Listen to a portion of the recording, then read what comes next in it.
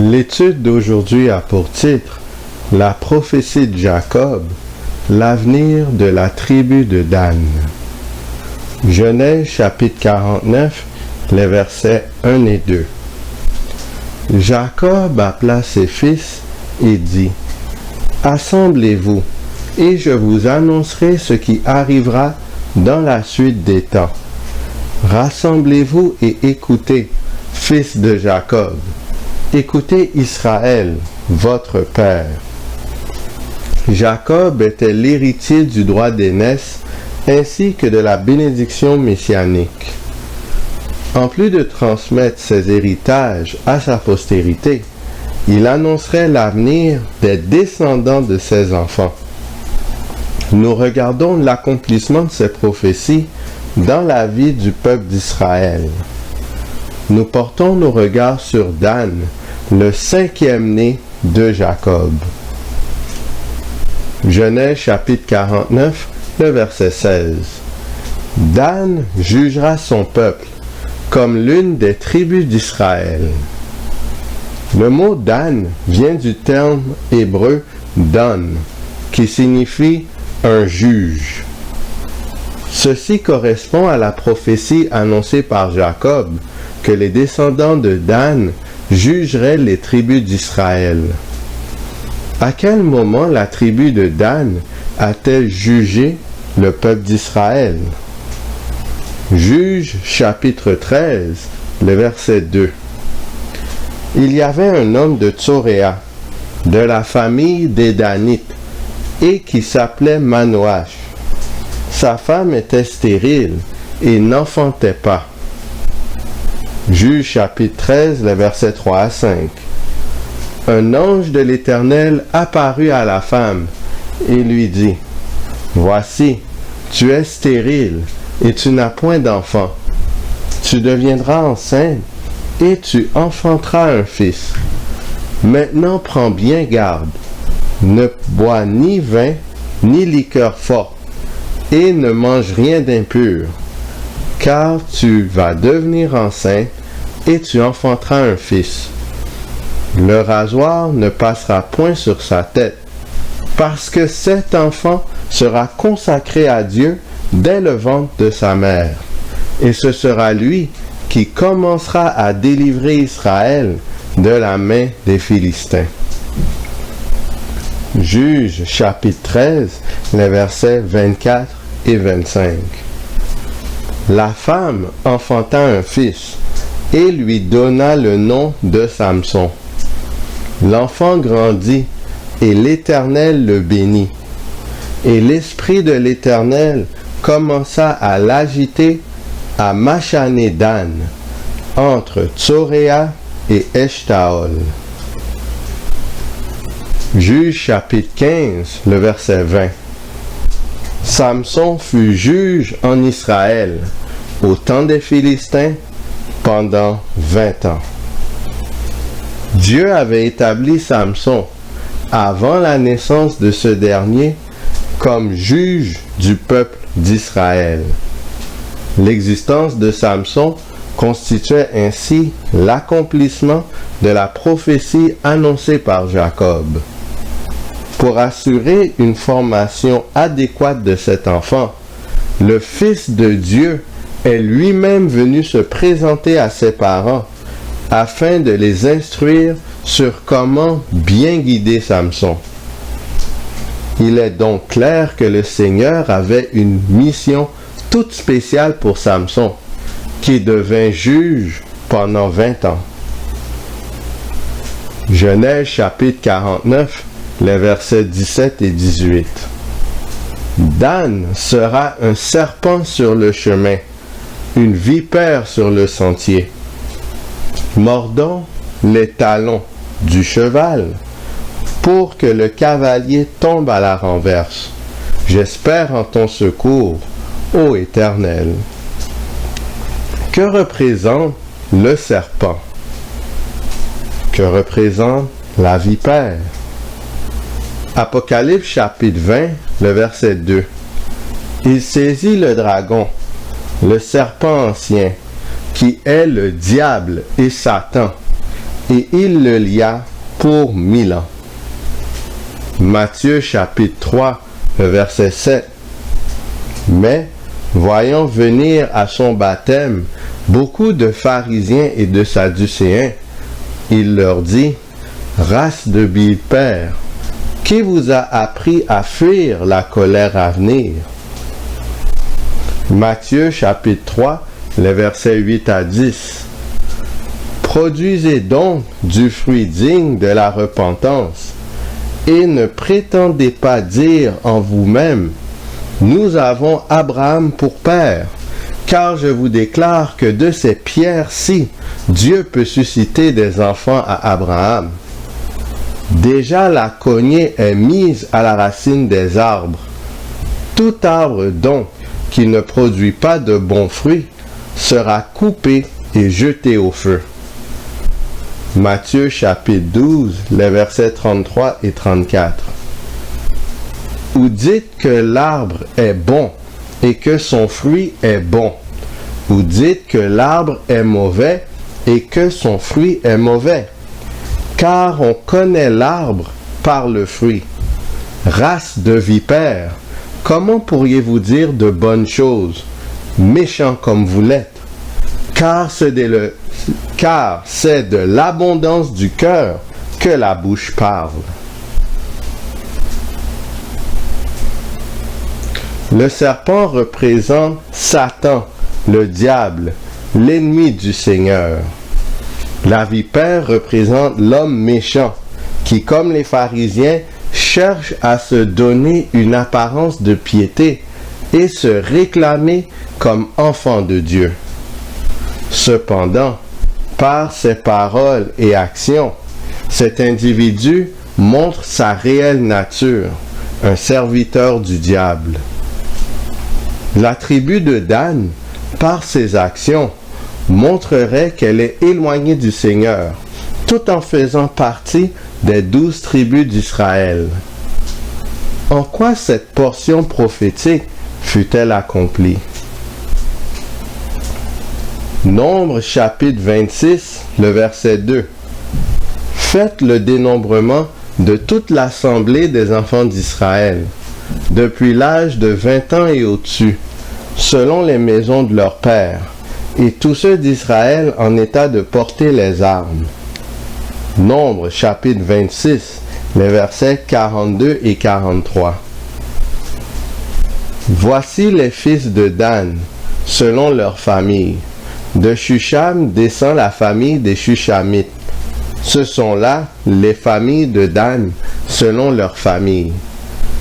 Total pour les familles des Shushamites, d'après leur dénombrement, 64 400. Peu avant le passage de Canaan, la tribu de Dan était de 64 400 personnes capables de faire la guerre.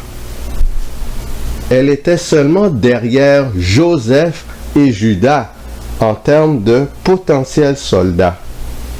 Elle avait donc assez de ressources militaires pour lutter et vaincre des ennemis qui se trouveraient dans le territoire que Dieu lui assignerait. Josué chapitre 19, les versets 40 à 46. La 7e part échut par le sort à la tribu des fils de Dan, selon leur famille.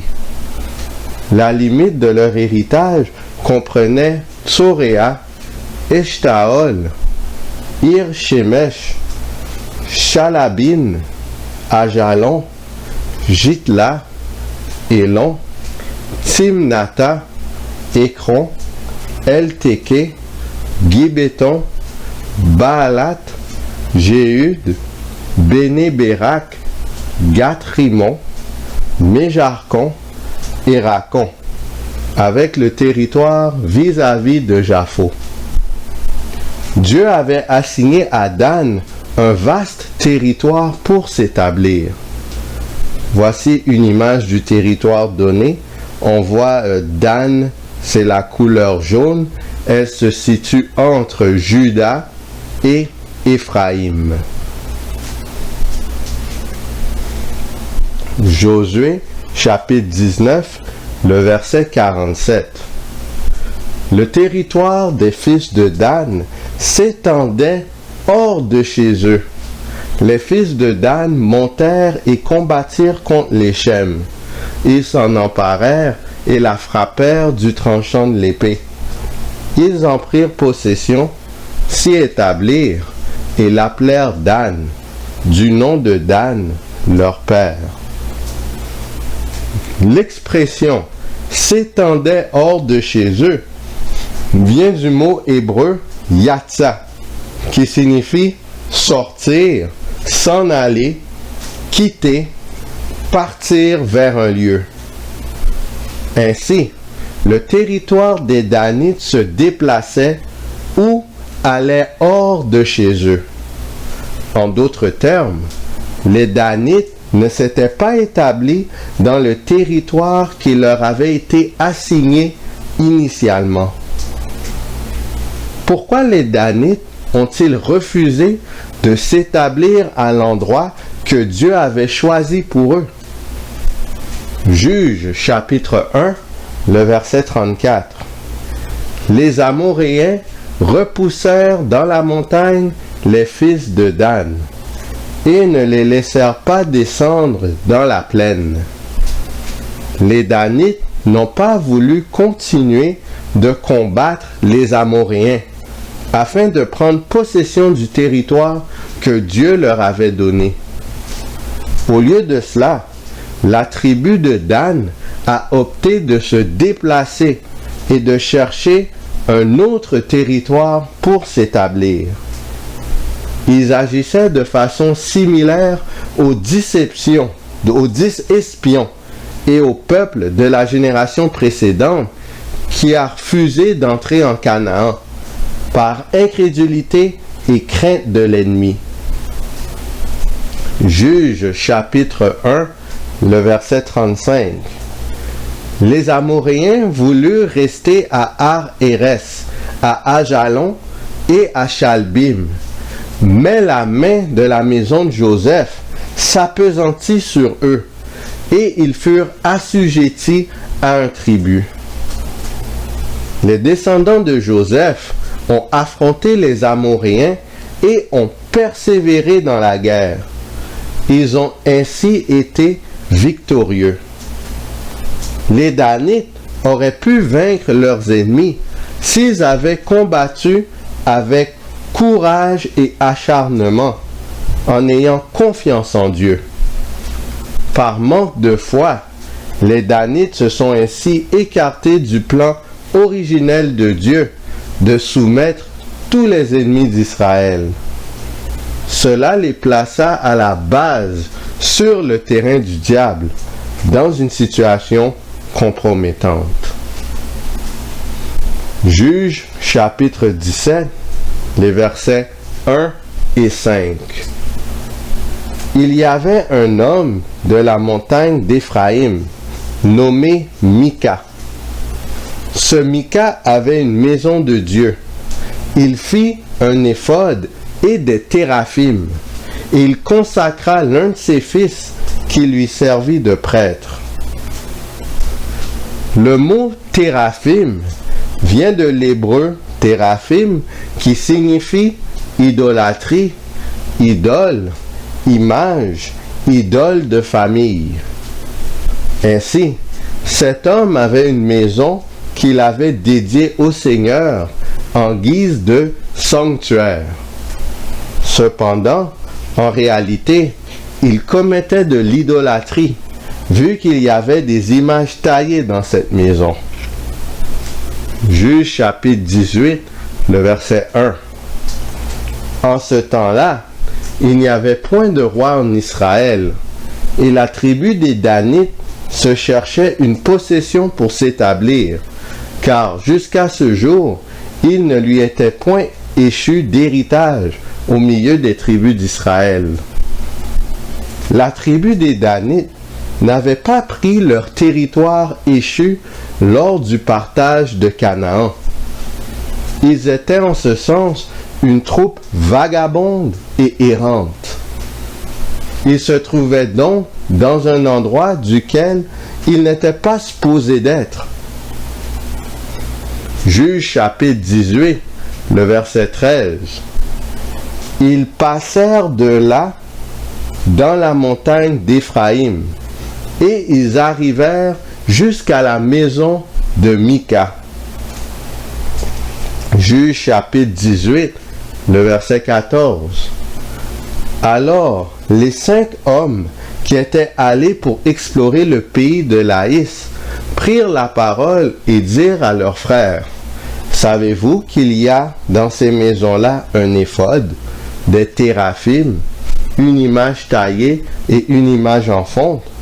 Voyez maintenant ce que vous avez à faire. » Juge, chapitre 18, le verset 17. Et les 5 hommes qui étaient allés pour explorer le pays montèrent et entrèrent dans la maison. Ils prirent l'image taillée, l'éphod, les téraphim et l'image en fonte, pendant que le prêtre était à l'entrée de la porte avec les 600 hommes munis de leurs armes de guerre. Juge chapitre 18, les versets 18 à 21. Lorsqu'ils furent entrés dans la maison de Mika et qu'ils eurent pris l'image taillée, l'éphod, les téraphim et l'image en fonte, le prêtre leur dit, « Que faites-vous » Ils lui répondirent, « Tais-toi, mets ta main sur ta bouche et viens avec nous. Tu nous serviras de père et de prêtre. Vaut-il mieux que tu serves de prêtre à la maison d'un seul homme, ou que tu serves de prêtre à une tribu et à une famille en Israël? » Le prêtre éprouva de la joie dans son cœur. Il prit l'éphod, les téraphim et l'image taillée et se joignit à la troupe. Ils se remirent en route et partirent, en plaçant devant eux les enfants, le bétail et les bagages. Non seulement les Danites ont volé des idoles, ils ont aussi pris le Lévite afin qu'il serve de prêtre d'un faux culte.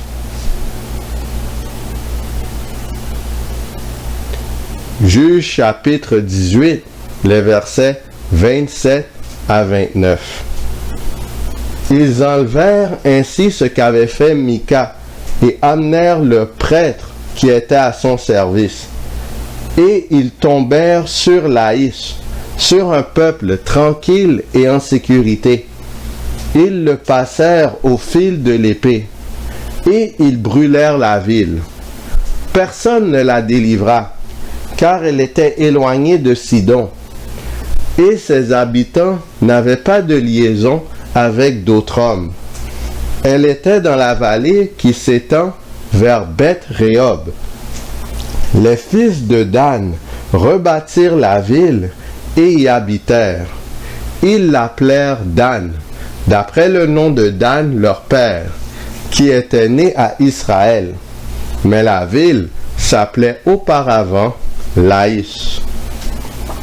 La tribu de Dan a ainsi pris possession de la ville de Laïs et la nomma du nom de Dan, suite à un voyage de 2 ou 3 jours de marche couvrant une distance d'environ 200 km. Alors voici le point de départ, c'est au sud à Estaol, et ils traversent la montagne d'Éphraïm, aboutissent à la maison de Mika et poursuivent leur route jusqu'à ce qu'ils arrivent à Laïch, qui était de l'autre côté du Jourdain, au nord.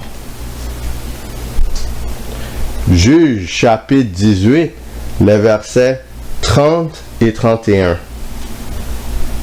Ils dressèrent pour eux l'image taillée, et Jonathan, fils de Gershom, fils de Manassé, lui et ses fils furent prêtres pour la tribu des Danites, jusqu'à l'époque de la captivité du pays. Ils établirent pour eux l'image taillée qu'avait faite Mika, pendant tout le temps que la maison de Dieu fut à Silo. Jonathan était un Lévite, donc un descendant de Lévi. Son père s'appelait Gershom et son grand-père s'appelait Manassé. Cela étant dit, le mot Manassé provient de l'hébreu Ménaché. Or, ce mot aurait été modifié de sa forme originale. Le terme Manassé est donc inexact dans ce passage. Quelle est donc l'identité du personnage qui est appelé Manassé? Nombre chapitre 26, le verset 59. Le nom de la femme d'Amram était Jochébed, fille de Lévi, laquelle naquit à Lévi en Égypte. Elle enfanta à Amram, Aaron, Moïse et Marie, leur sœur. Exode chapitre 2, les versets 21 et 22. Moïse se décida à demeurer chez cet homme, qui lui donna pour femme Séphora, sa fille. Elle enfanta un fils, qu'il appela du nom de Gershom. Car, dit-il, j'habite un pays étranger. Jonathan, le prêtre du culte idolâtre, était le petit-fils de Moïse. Il suivait le mauvais exemple d'Aaron, son grand-oncle. Ce dernier, on se rappelle, avait érigé un veau d'or comme idole. Juges chapitre 18, les versets 30 et 31. Ils dressèrent pour eux l'image taillée, et Jonathan, fils de Gershom, fils de Manassé, lui et ses fils furent prêtres pour la tribu des Danites, jusqu'à l'époque de la captivité du pays. Ils établirent pour eux l'image taillée qu'avait faite Mika pendant tout le temps que la maison de Dieu fut à Silo. Une fois établis dans la ville de Laïs, appelée désormais Dan, les Danites ont officiellement établi leur culte idolâtre. Ce fut ainsi que l'idolâtrie à grande échelle fut initialement introduite en Israël après le partage de Canaan. Ce mauvais exemple serait ensuite suivi par les autres tribus d'Israël, qui aboutiraient à divers jugements divins. Apocalypse chapitre 7, les versets 4 à 8. Et j'entendis le nombre de ceux qui avaient été marqués du sceau, 144 000, de toutes les tribus des fils d'Israël, de la tribu de Juda, 12 000 marqués du sceau, de la tribu de Ruben, 12 000, de la tribu de Gad, 12 000, de la tribu d'Azer, 12 000, de la tribu de Nephtali, 12 000, de la tribu de Manassé, 12 000, de la tribu de Siméon, 12 000, de la tribu de Lévi, 12 000, de la tribu d'Issachar, 12 000, de la tribu de Zabulon, 12 000, de la tribu de Joseph, 12 000, de la tribu de Benjamin, 12 000 marqués du sceau. Il est notoire que la tribu de Dan ne fait pas partie des 144 000 qui constituent symboliquement Israël. Naturellement, les gestes commis par les Danites leur retirèrent ce privilège d'être mentionnés parmi les groupes de rachetés. Sur ce, qui allons-nous choisir? Choisissons-nous d'être comme Samson, d'être diligents et d'accomplir en bout de ligne la mission que Dieu a assignée pour nous? Ou est-ce qu'on choisit de nous détourner par lâcheté de l'œuvre que le Seigneur a préparée d'avance pour nous? Et mettons-nous sur le terrain du serpent au point d'être appelés nous-mêmes d'être serpents ou des vipères. Choisissons de servir Jésus-Christ choisissons d'observer la loi de liberté et de travailler à accomplir l'œuvre que le Seigneur a préparée en notre faveur pour que nous l'accomplissions. Que le Seigneur nous garde.